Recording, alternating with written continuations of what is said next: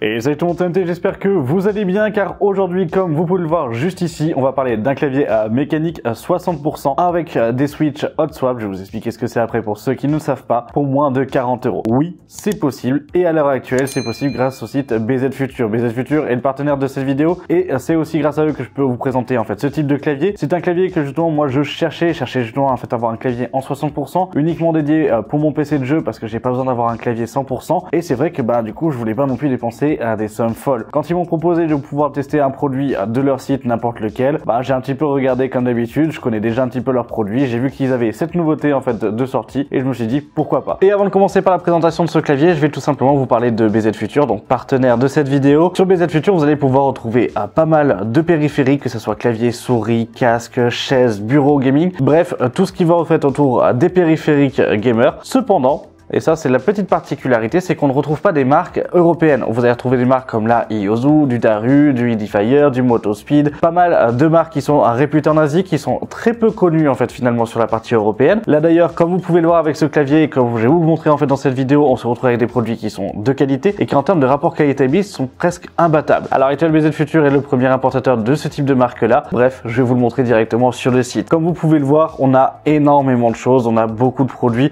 notamment on va se retrouver aussi avec les Cololight que je vous avais présenté sur la chaîne, ou là ici comme si on avait le Iozu en fait K620 que je vous ai présenté aussi récemment donc sur la chaîne, en termes de clavier qui lui en fait était un clavier tankless. Ça reste des produits comme vous avez pu le voir sur les différentes vidéos qui sont aussi en fait de qualité. À l'heure actuelle où je vous parle, jusqu'au 10 mars, il y a une promotion, une période de promotion que BZ Future ont mis en place avec 15% de réduction, donc avec le code VD15 où vous avez beaucoup de promos finalement et beaucoup de réduction sur beaucoup d'articles, voire autant dire presque tous les articles du site, que ça soit des claviers, que ça soit de l'éclairage, que ça soit en fait sur des casques. Bref, je vous laisserai aller voir, vous avez tous les liens en description, donc ça, n'hésitez pas à aller les voir. Mais en plus, je vous ai gratté un petit code de réduction, donc MT, qui vous permet tout simplement d'avoir encore 15% de réduction supplémentaire. Donc autant vous dire que là, comme vous pouvez le voir à l'image, en fait, le clavier qui est à 39,04 €, si vous mettez les 15% de réduction, ça fait déjà une bonne baisse. De base, il est déjà en promotion parce que c'est les Spring Sales, et en même temps, ça vous paiera finalement les frais de port. Oui, au cas où si vous vous posez la question avec ce type de site là, oui on va avoir des frais de port, mais bon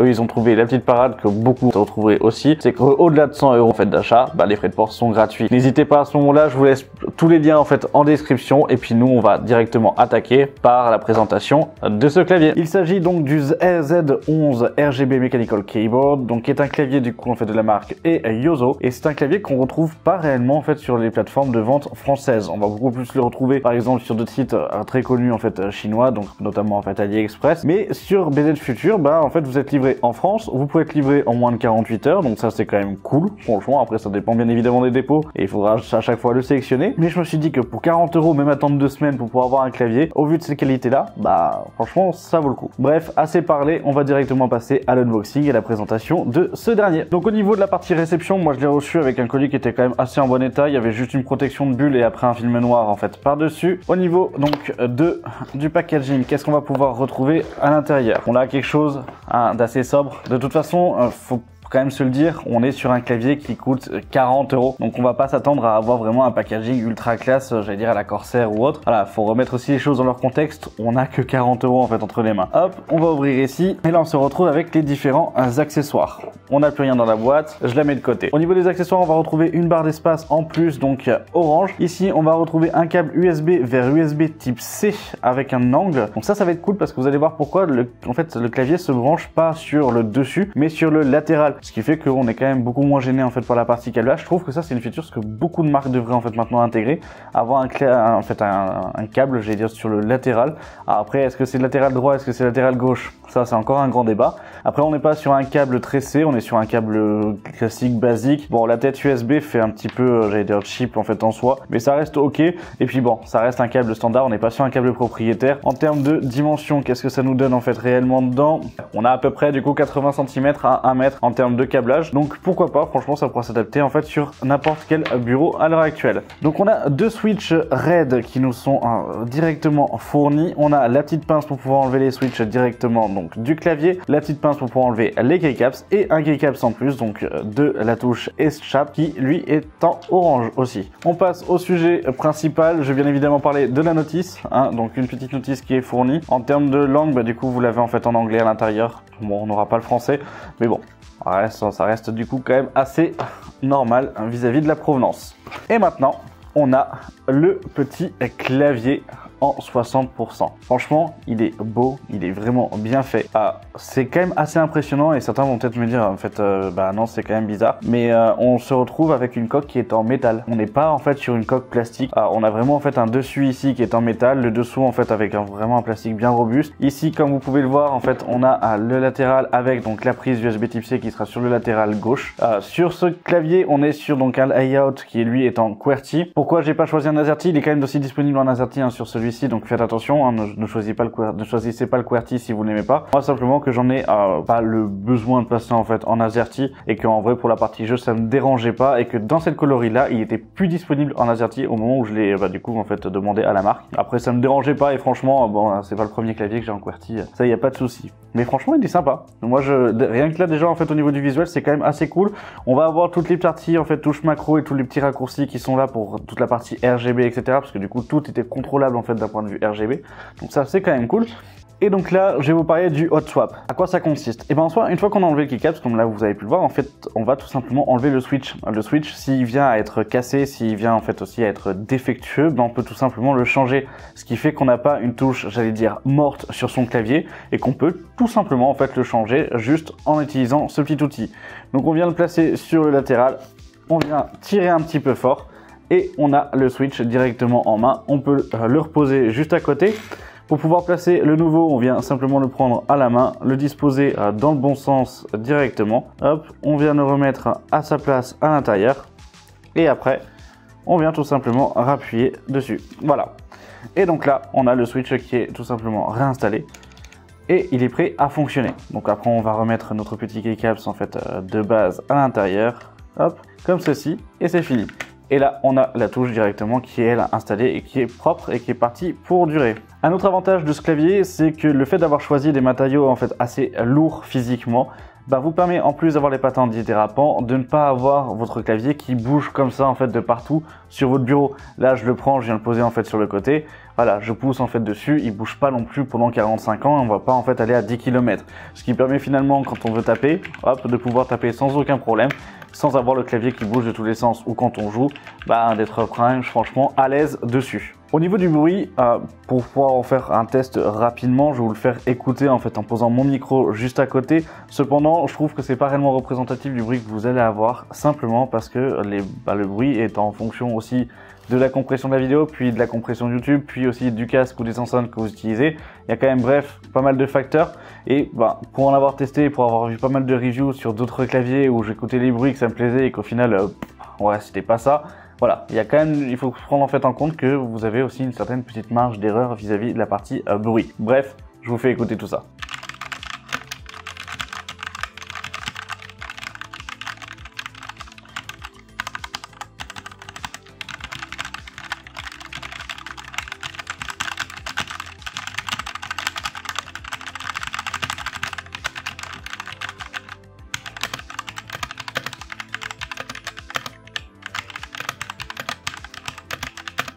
Là, je pense que pour le bruit, et ça vous avait donné une petite idée, mais déjà, la question, c'est visuellement, qu'est-ce que ça donne? Et pour tout ça, en fait, on va tout simplement le brancher pour voir ce que ça donne d'un point de vue RGB, parce que bien évidemment, c'est ce qui nous intéresse le plus, hein, on va pas se le cacher. Là, d'un point de vue RGB, qu'est-ce que ça donne? En soi, vous avez donc la macro qui est directement en fait installée, ou ça, vous devez directement la sélectionner donc sur le clavier. Pour ce faire, on fait fonction plus Alt avec le petit logo M que vous avez juste ici, qui veut dire mode final, et vous avez les différents modes d'éclairage. Après, on peut avoir en fait en fonction de ce que c'est, des coups différents modes physiques avec la barre d'espace aussi pour pouvoir prendre le précédent ou autre. Et là, vous avez vraiment tous les modes en fait de RGB. Franchement, c'est sympa. Le RGB est pas si puissant que ça. Il reste discret, mais quand même visible. Je sais pas comment l'exprimer, mais ça reste quand même assez soft. On n'est pas sur quelque chose qui pète, mais on est sur quelque chose qui est plutôt, en fait, j'allais dire discret, mais qu'on voit et qui est agréable. On n'est pas sur quelque chose où, si vous êtes épileptique, voilà, ça vous défonce les yeux. Donc, ça reste assez agréable. Je trouve que, voilà, moi, c'est ce que j'aime, en fait, hein. Je préfère, du coup, ce type de RGB où ça reste discret, ça reste sobre. C'est ce que je préfère. Niveau sensation sur ce clavier, qu'est-ce que ça donne? Franchement, c'est ok. Niveau sensation, c'est ok. Ça va dépendre en fonction de vos goûts, bien évidemment, et de ce que vous aimez. Mais moi, personnellement, les Switch Red, je m'en conviens, en fait, sans aucun souci. Ça reste des Switch qui me conviennent vis-à-vis du coup de la sensation et de la frappe. On n'a pas de bruit, en fait, au niveau des descentes, donc ils sont pas cliqués. On reste sur des Switch qui sont quand même très rapides et d'assez bonne qualité. Pour ça, pour moi, j'ai aucun souci. D'un point de vue avis sur le test, même si je vous ai fait l'unboxing au début, bien évidemment, je l'ai remballé proprement, en fait, dans sa boîte, mais ça fait maintenant déjà 2 semaines que je l'ai. 2 semaines que j'ai pu jouer à du MMORPG, que j'ai pu jouer, en fait, à des jeux, en fait, type FPS, etc. Counter-Strike, PUBG ou autre. Franchement, il y a aucun souci. Ça reste pour moi un bon clavier, il est plug and play, il est détecté sans aucun souci. Tous les modes sont là, on a le RGB qui est discret. Pour conclure, est-ce que je peux vous conseiller ce clavier? Finalement, oui, je peux vous le conseiller dans le cas où vous avez un petit budget. Franchement, 40 € pour un clavier mécanique, 60%, ça reste largement ok. Je pense pas qu'on ait mieux, en fait, sur le marché. Ça reste un bon clavier, on a des bonnes qualités de fabrication. Les seuls défauts qu'on va retrouver sur ce clavier, finalement, ça va être pas de logiciel de gestion pour la partie RGB, un câble qui n'est pas tressé, mais finalement qui peut se remplacer très vite parce qu'on est suffit simplement d'avoir un USB type C vers un USB classique ou vers un autre USB type C, puis c'est fini. Donc vous pouvez très bien, en fait, en acheter un juste à côté. 40 €, c'est rien. Franchement, pour ce type de clavier là, c'est rien. C'est un clavier qui, je pense, en fait, sur le marché en Europe serait plutôt vendu, en fait, aux alentours des 70, en fait, à 100 €, au même titre que par exemple les premiers prix, en fait, de chez DuckyWad. Il a rien à y envier qu'un Ducky, très clairement. C'est vraiment, enfin, un bon clavier. Peut-être le seul défaut que je vais aussi retrouver physiquement parlant, c'est que bon, sur celui-là, il est en QWERTY, même si moi ça me dérange pas du tout. Mais bon, c'est parce que la version AZERTY dans ce coloris là n'était pas disponible. Attention, c'est vrai que vis-à-vis de la partie coloris, là vous voyez, j'ai un gris et un noir. Je peux le mettre aussi, en fait, directement ici en noir, gris et orange. Bon, noir, gris, orange, le goût c'est peut-être pas le mieux. Franchement, un gris et orange simple, en fait, aurait largement suffi. Mais voilà, ça reste pour moi, en fait, ok. C'est un clavier que je peux vous conseiller sans aucun problème. N'hésitez pas à aller voir sur le site de BZ Future. Il y a d'autres articles que je vous ai sélectionnés, que je connais aussi personnellement. Donc c'est pas des propositions, en fait, qui sont faites comme ça. Ce sont des produits que j'ai déjà achetés et que je vous ai soit présentés sur la chaîne, soit que j'ai acheté du coup pour mes proches, parce que ça reste des bons produits. Au niveau qualité, j'ai jamais été déçu. Un clavier que je vous avais présenté il y a quelques mois finalement sur la chaîne, ça fait peut-être, oui, je crois 6 ou 7 mois, en fait, que c'est ma sœur qui l'utilise, en fait, tous les jours pour pouvoir jouer. Il a pas bougé. Franchement, ça reste du coup des bons claviers, des bonnes marques. Donc ça, en fait, n'hésitez surtout pas. Bref, sur ce, du coup, si vous êtes intéressé, vous avez le lien directement en description. Donc n'hésitez surtout pas, tout simplement, même à y faire un tour, hein, sans que vous achetiez. Déjà, vous faire une idée, en fait, visuellement parlant. Au niveau du site chez BZ Future, ça va. J'ai jamais été déçu. J'ai jamais eu de problème au niveau des paiements. J'ai jamais eu de problème, en fait, au niveau des livraisons. Le lien, en fait, du tracking du colis, vous le recevez directement, en fait, au moment de la confirmation de votre commande. Donc ça reste, franchement, pour moi, ok. On a quand même un bon suivi. Donc voilà, pour moi, je peux vous les conseiller, en fait, sans souci. Bref, sur ce, si vous aimez ce type de vidéo où je vous fais découvrir, en fait, des produits, j'allais dire, en fait, peu chers pour, en fait, une qualité quand même assez élevée et avec un bon rapport qualité-prix, et n'hésitez pas à me le dire directement en commentaire. Si vous avez aimé cette vidéo, vous mettez votre pouce bleu avec l'abonnement et la cloche de notification si vous souhaitez suivre, en fait, la chaîne et si vous souhaitez du coup découvrir peut-être d'autres produits prochainement. Et puis n'hésitez pas, en fait, à me poser des questions sur mes différents réseaux sociaux, parce que celui-ci, en fait, je vais le garder, je pense, pendant un petit moment, à moins que je le fasse gagner, en fait, plus tard, d'ici 2-3 mois, c'est possible aussi en même temps. Bref, ça se passera sur les réseaux sociaux. Et sur ce, je vous dis à la prochaine pour une vidéo tech sur la chaîne. C'était MT, salut!